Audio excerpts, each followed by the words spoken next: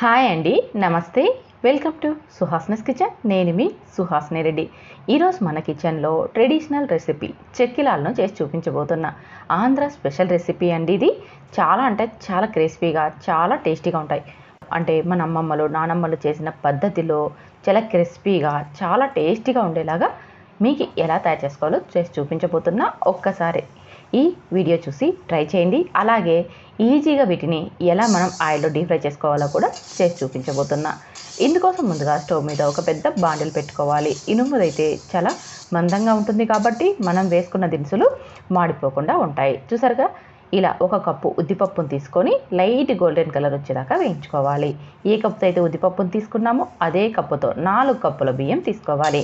బియ్యం ఏదైనా సరే అండి, రేషన్ బియ్యమైనా లేదా రెగ్యులర్గా మనం అన్నం వండుకునే బియ్యమైనా సరే 4 కప్పులు తీసుకొని చిన్న మంట మీద బాగా వేయించుకోవాలి. చూడండి, బియ్యం అనేది ఇలా పొంగుతూ వైట్గా వచ్చేసి మంచి స్మెల్ వస్తున్నప్పుడు స్టవ్ మీద నుంచి దించేసుకోవాలి.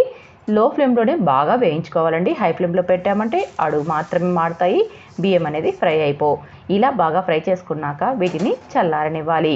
మనం స్టీల్ ప్లేట్లో వేసామంటే త్వరగా చల్లబడవు కాబట్టి ఇలా చాటలో వేసేసుకున్నాం అనుకోండి, తొందరగా మనకి ఇవి చల్లబడతాయి. చల్లారిన తర్వాత మనం మెత్తని పౌడర్ లాగా గ్రైండ్ చేసుకోవాలి. ఇక్కడ నేను తీసుకున్న బియ్యం కిలో ఉన్నాయి కాబట్టి నేను మర పట్టించానండి. మీరు తక్కువ బియ్యంతో చేసుకున్నట్లయితే ఇంట్లోనే మీరు గ్రైండ్ చేసుకోవచ్చు.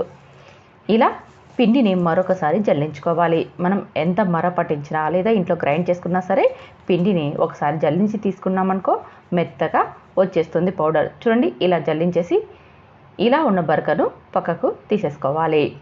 ఇప్పుడు మనం ఏ కప్పుతో అయితే ఉద్దిపప్పును బియ్యాన్ని తీసుకున్నామో అదే కప్పుతో 1 కప్పు పుట్నాలను తీసుకోవాలి. అదేనండి పప్పుల్ని. ఈ పప్పుల్ని మెత్తగా గ్రైండ్ చేసుకోవాలి. అలాగే ఈ పిండిని కూడా జల్లించుకోవాలి. మనకి పప్పుల్లో ఎక్కడైనా పలుకులు ఉన్నాయనుకోండి, ఇలా జల్లించేసి పక్కకు తీసేసుకోవాలి. ఇప్పుడు ఈ పిండిని అంతా కూడా బాగా కలిసేలాగా కలుపుకోవాలి. ఇలా ఒకసారి మొత్తం కలిపేసుకొని ఇప్పుడు ఇందులోకి రుచికి సరిపడా ఉప్పును వేసుకోవాలి. ఇక్కడ నేను మీకు కిలో బియ్యాన్ని చూపిస్తున్నానండి. దానిని బట్టి మీరు మీకు నచ్చినట్టుగా ఉప్పును కారాన్ని యాడ్ చేసుకోండి. అలాగే ఇందులోకి 1 స్పూన్ దాకా వామును కూడా వేసుకోవాలి. వాము ఫ్లేవర్ చాలా బాగుంటుంది. అంతేకాకుండా మనకి ఇవి త్వరగా జీర్ణమైపోతాయి. ఇప్పుడు మనం ఇలా కలిపాక పిండిలో నుంచి సగం పిండిని సపరేట్ చేసుకోవాలి. ఇక్కడ మీకు 2 రకాల రెసిపీని చేసి చూపించబోతున్నానండి. అందుకోసమని సగం పిండిలోకి మనం ఇప్పుడు మిగతావి యాడ్ చేసుకుందాం. మనం ఏ కప్పుతో అయితే బియ్యం పప్పుల్ని తీసుకున్నామో అదే కప్పుతో 1/2 కప్పు ఆయిల్ని బాగా వేడి చేసి ఆయిల్ బాగా మరుగుతున్నప్పుడు ఈ పిండిలోకి వేసి కలుపుకోవాలి. ఒకవేళ మీ దగ్గర బటర్ ఉందనుకోండి, ఒక 100 గ్రాముల బటర్ని వేసుకొని ఇదంతా బాగా కలిసేలాగా కలుపుకోవాలి. బటర్ అవైలబుల్గా లేని వారు ఇలా ఆయిల్ని బాగా మరిగించి ఇందులోకి వేసుకోవాలి. 1/2 కప్పు ఆయిల్ని తీసుకోవాలండి. అప్పుడే మనకి ఈ చెక్కిలాలు అనేది చాలా గుల్లగుల్లగా వస్తాయి. ఇలా వేసేసి ఇదంతా బాగా కలిసేలాగా కలుపుకోవాలి. చూడండి, పిండికి ఈ విధంగా ఆయిల్ అంటుకొని ముద్దగా రావాలి. ఇలా వచ్చాక ఇప్పుడు ఇందులోకి కొద్దిగా వాటర్ని యాడ్ చేసుకుంటూ పిండిని స్మూత్గా కలుపుకోవాలి. మామూలుగా మీరు చెక్లాలు లేదా మురుకులు ఎలా అయితే తయారు చేసుకునే కోసం పిండిని కలుపుకుంటారో అదే విధంగా ఇక్కడ కూడా తడుపుకోవాలన్నమాట. చూస్తున్నారుగా, వీడియోలో చూపించిన విధంగా ఇలా కొద్దిగా వాటర్ని యాడ్ చేసుకుంటూ పిండిని సాఫ్ట్గా చేసేసుకోవాలి. ఇలా చేసేసుకొని ఆ పిండిని మరొక బౌల్లోకి పక్కన పెట్టుకొని మూత పెట్టుకోవాలి. ఇప్పుడు మిగిలిన సగం పిండి ఉంది కదండి, ఆ పిండిలోకి 1.5 స్పూన్ చిల్లీ పౌడర్ని వేసుకోవాలి. మీరు తినగలిగే కారాన్ని బట్టి వేసుకోండి. అలాగే ఇందులోకి కొద్దిగా ఉప్పును ఆల్రెడీ మనం ముందు వేసుకున్నాం కాబట్టి ఇప్పుడు కాస్త తక్కువగా వేసుకోవాలి. అలాగే ఇందులోకి ఒక 3 స్పూన్స్ దాకా నువ్వుల్ని మన ఇష్టాన్ని బట్టి నువ్వుల్ని యాడ్ చేసుకోవచ్చు. అలాగే మరొక స్పూన్ జీలకర్రని కూడా వేసుకోవాలి. ఆల్రెడీ వామును వేసాం కాబట్టి ఇప్పుడు కొద్దిగా జీలకర్రను కూడా వేసుకున్నామంటే ఆ ఫ్లేవర్ కూడా చాలా బాగుంటుంది. అలాగే కొద్దిగా వాటర్ని యాడ్ చేసుకుంటూ పిండిని బాగా చేత్తో మెత్తగా చేసేసుకోవాలి. ఇలా 5 నిమిషాల పాటు చేత్తో మనం మెత్తగా చేసుకున్నామంటే మనకి జిగట వచ్చేసి చెక్కిలాలు చేసేటప్పుడు పిండి విరిగిపోకుండా వస్తుంది.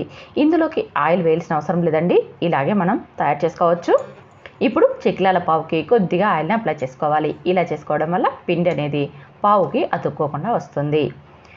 ఇప్పుడు పిండిని మరొకసారి చేత్తో స్మూత్గా చేసుకోవాలి. ఇక్కడ మీకు నేను మనం ఫస్ట్ వామును వేసి పిండిని తడుపుకున్నాం కదండి, ఆ చెక్లాలను చేసి చూపిస్తున్నాను. ఈ చెక్లాల ఫ్లేవర్ వాముతో చాలా బాగుంటాయండి. బయట మనం స్వీట్ షాపుల్లో కొంటూ ఉంటాం కదా, అదే టేస్ట్ అన్నమాట. చాలా అంటే చాలా బాగుంటాయండి. మీ దగ్గర బటర్ ఉందనుకోండి, బటర్ వేసుకున్నారంటే ఇంకా క్రిస్పీగా టేస్టీగా వస్తాయి. నా దగ్గర బటర్ లేనందువల్ల ఆయిల్ని వేసేసుకున్నాను. ఆయిల్ని వేసుకున్నా కానీ మనకి చాలా క్రిస్పీగా వచ్చేస్తాయి. ఇప్పుడు ఒక ప్లేట్ తీసుకొని ప్లేట్కి ఆయిల్ని అప్లై చేసేసుకోవాలి. ఇలా కొన్ని ప్లేట్లు తీసుకొని ఆయిల్ని అప్లై చేసేసి ప్లేట్ పైన మనకి కావాల్సినంత సైజులో చెక్కిలాలను ఒత్తుకోవాలి. చూస్తున్నారుగా, ఇలా ఒత్తేసి చివర్లను అతికించుకున్నామంటే ఆయిల్లో వేసిన తర్వాత విడిపోకుండా ఉంటాయి.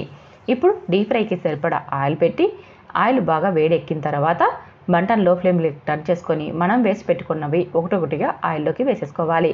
చూడండి, ఇలా ప్లేట్లో వేయడం వల్ల చాలా ఈజీగా మనం ఆయిల్లోకి వేసేసుకోవచ్చు. అదే చేత్తో వేసామంటే మనకి ఆయిల్ ఎగడం కానీ లేదా చేతికి వేడి తగలడం కానీ అవుతూ ఉంటుంది. కానీ ఇలా వేసామనుకోండి చాలా ఈజీగా మనం ఆయిల్లో వీటిని వేసేసుకోవచ్చు. పిల్లలు కూడా ఇలా తయారు చేసుకోవచ్చు అండి. చూసారా ఎంత ఈజీగా మనం ఈ ప్లేట్ సహాయంతో వేసేసుకోవచ్చో. ఇలా మీరు కూడా ఒక్కసారి ట్రై చేయండి. చాలా అంటే చాలా ఈజీగా తయారు చేసుకోవచ్చు.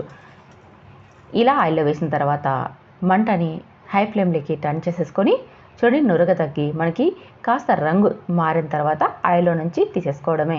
ఇలాగే మిగిలినవన్నీ కూడా తయారు చేసుకోవచ్చు. చూడండి, ఇక్కడ మీకు మనం ఇంకొక రకం పిండిని తడిపి పెట్టుకున్నాం కదండి స్పైసీ కోసం. ఆ స్పైసీ పిండితో ఎలా తయారు చేసుకోవాలో చూపిస్తున్నాను.